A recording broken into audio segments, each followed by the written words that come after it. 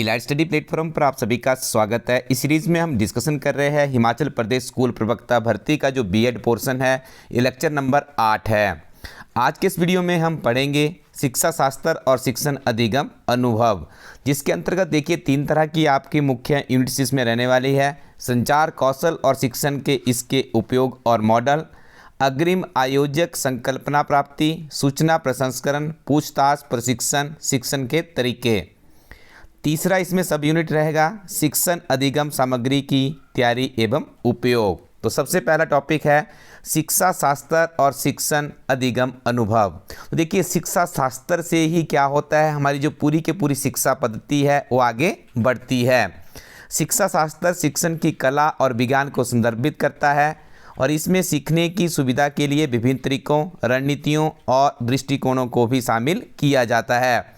जैसे जैसे एक शिक्षक के पास उसका अनुभव बढ़ता जाता है, वैसे वैसे उसकी जो शिक्षण की गतिविधियां हैं उसमें भी एक मैच्योरिटी आपको देखने को मिलेगी।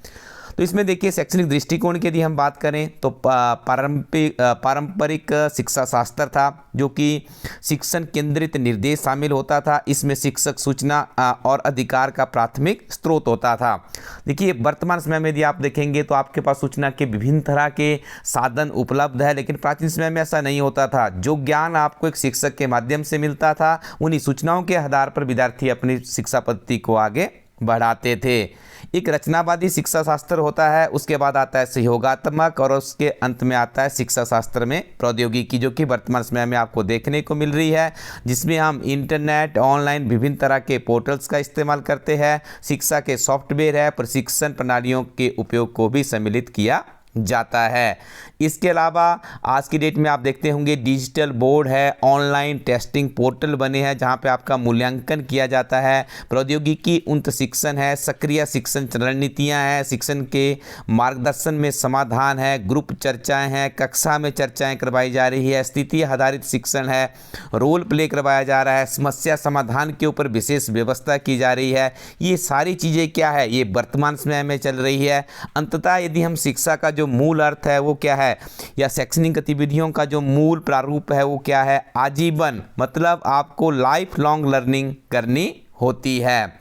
आजीवन सीखने का महत्व क्या है, तकनीकी बदलाव। आपको देखिए एक शिक्षक है, यदि आज से 20 वर्ष पहले किसी शिक्षक ने अपना करियर शुरू किया होगा तो उस समय सूचना प्रौद्योगिकी की इतनी पहुंच नहीं थी, लेकिन आज क्या करना पड़ेगा, आज शिक्षक को सूचना प्रौद्योगिकी के जो टूल्स है उनके साथ में अपनी एजुकेशन की एक्टिविटीज़ को आगे बढ़ाना पड़ रहा है। तो इसमें देखिए तकनीकी बदलाव है, करियर में सुधार हो रहा है, व्यक्तिगत विकास हो रहा है, नए शौक और रुचियां डेवलप हो रही है।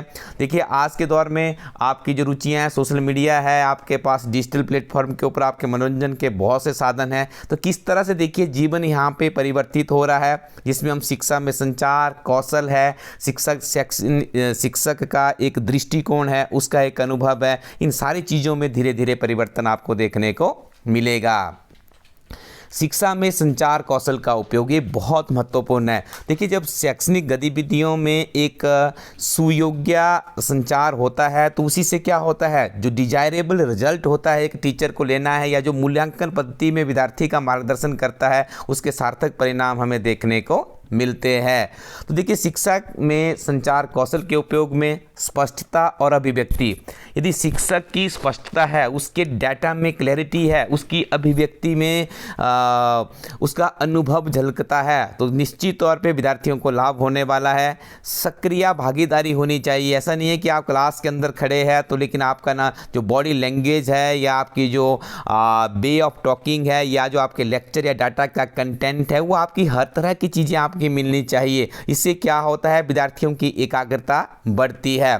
प्रश्न पूछने की तकनीक देखिए तो बहुत ही सार्थक एक होता है, एक टेक्निक है टीचर्स की कि विद्यार्थियों से प्रश्न पूछ करके भी वो शिक्षा पद्धति को आगे बढ़ाते हैं। गैर मौखिक संकेतों के संचार भी होते। देखिए एक बार यूजीसी नेट की परीक्षा में एक प्रश्न पूछा गया था कि एक कक्षा है, उसमें विद्यार्थी शोर कर रहे हैं, उनका शोर अनियंत्रित है, लेकिन एक शिक्षक क्या करता है, एक शिक्षक उस कक्षा के अंदर प्रवेश करता है, दरवाजे के पास वो खड़ा हो जाता है, किसी भी तरह के कोई भी शब्द का इस्तेमाल नहीं करता है, बिल्कुल मूक मुद्रा में वो शिक्षक वहाँ पे खड़ा रहता है। तो उसके बाद जब विद्यार्थी उसकी तरफ देखना शुरू करते हैं, धीरे धीरे वो नीचे बैठना शुरू करते हैं और बिल्कुल क्लास का इन्वायरमेंट बिल्कुल बढ़िया शांत तरीके से आगे चलता है। देखिए ये एक गैर मौखिक संकेतों का उदाहरण होता है। तो शैक्षणिक गतिविधियों में शिक्षक को अपने अनुभव के आधार पर विभिन्न तरह की क्रियाओं का संचालन भी करना पड़ता है।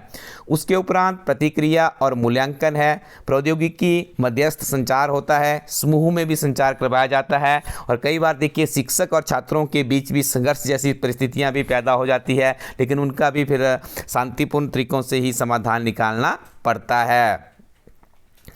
इस यूनिट के कुछ महत्वपूर्ण प्रश्न भी हम आपको यहाँ पे डिस्कस करवाएंगे, लेकिन उससे पहले मैं आपको एक बहुत ही महत्वपूर्ण जानकारी दे दूं, क्योंकि ये सारी चीज़ें जैसे आपको हमने पिछले लेक्चर्स में भी बताया था कि सारी चीज़ें आपको इस एक लेक्चर के माध्यम से या कुछ लेक्चर के माध्यम से नहीं पढ़ाई जा सकती है। तो आपको क्या करना होगा, जो ये आप पूरी की पूरी यहाँ पर किताब देख रहे हैं, एक PDF है यहाँ पर, लेकिन इसको हार्ड फॉर्म किताब के रूप में प्रिंट किया गया है। अंग्रेजी और हिंदी दोनों माध्यम में किताब अवेलेबल है। तो आप इस किताब को अपने नज़दीकी शॉपकीपर के पास जाएंगे या आप elitestudy.co.in वेबसाइट पर जाएंगे, तो वहां पर आप कहिएगा कि इलाइट स्टडी टीम के द्वारा जो हिमाचल प्रदेश में स्कूल लेक्चरर न्यू की भर्ती होने जा रही है, उसमें जो बीएड के 20 मार्क्स है उसकी एक सेपरेट बुक तैयार की गई है। उस किताब को आप अपने पास रखिएगा, उस किताब को आप अच्छे से पढ़ लीजिएगा।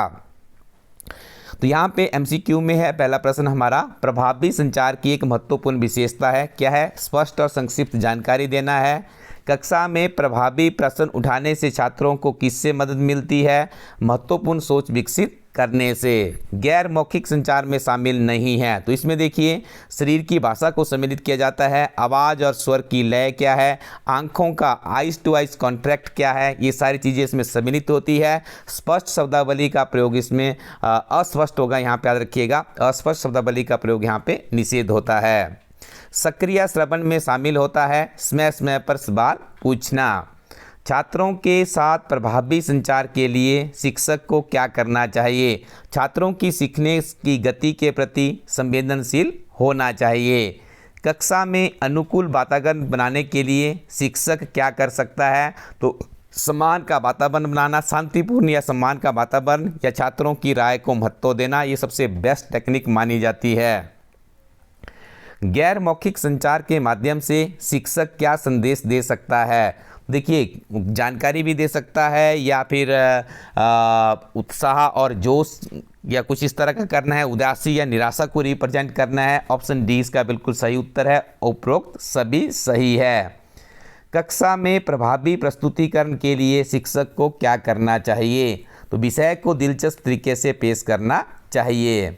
छात्रों की प्रेरणा बढ़ाने के लिए शिक्षक क्या कर सकता है? छात्रों की उपलब्धियों की सराहना कर सकता है। देखिए MCQ आपको खुद ही करने पड़ेंगे, क्योंकि जैसा हमने आपको कहा है कि इसको सीरीज़ को हम अभी देखिए क्लोज करेंगे। ये क्या 2 लेक्चर्स आपके यहाँ पर रहेंगे, उसके बाद हम आपके लिए फिर जो पेपर 1 है उसके ऊपर कुछ काम करेंगे। इससे संबंधित हम कुछ मॉक टेस्ट भी आप लोगों के लिए लेकर आएंगे। तो यहाँ पर आप देखिए इन क्वेश्चनों को आप पढ़ लीजिएगा जब किताब आपके पास होगी। ये वेबसाइट आप यहाँ पर नोट डाउन कर लीजिएगा, इस वेबसाइट पर भी आपको ये किताबें मिल जाएगी।